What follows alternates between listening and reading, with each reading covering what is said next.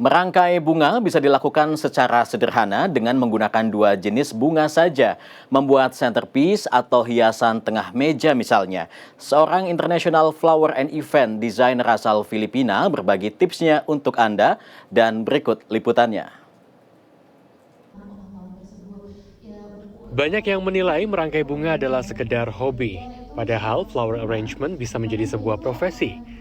Merangkai bunga adalah salah satu keterampilan yang penting bagi seorang event planner dalam acara pernikahan hingga ulang tahun misalnya. Saya mencoba untuk membuat rangkaian bunga. Salah satu hasil rangkaian bunga adalah centerpiece flower.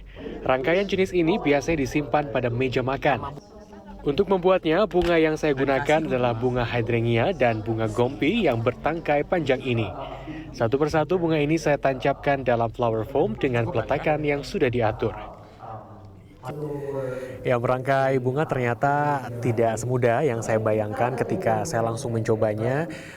Lumayan rada-rada rumit begitu ya, terutama untuk menentukan penempatan atau dekorasi dari bunga ini. Jadi memang dibutuhkan teknik tertentu dan juga beberapa hal harus diperhatikan. Yang tadi saya bilang, terutama soal peletakan dari bunga-bunganya. Seorang international flower and event designer asal Filipina, Gideon Hermosa, menggelar workshop floral arrangement di The Trans Luxury Hotel pada Selasa pagi. Dalam kesempatan itu, ia berbagi tips untuk merangkai bunga yang sederhana dan bisa dilakukan oleh siapapun. Dalam membuat centerpiece, apapun jenis bunga bisa digunakan. Pastikan daun dalam bunga tidak digunakan untuk membuat centerpiece flower. Fresh flower lebih disarankan dalam membuat centerpiece agar lebih menarik. Penempatan bunga dalam flower foam harus diperhatikan ketinggiannya. Jangan sampai tinggi setiap bunga sama.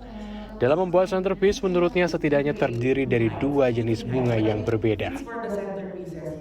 If you want a clean-looking arrangement, you only have to choose maximum of 2 colors and maximum of 2 flowers as much as possible.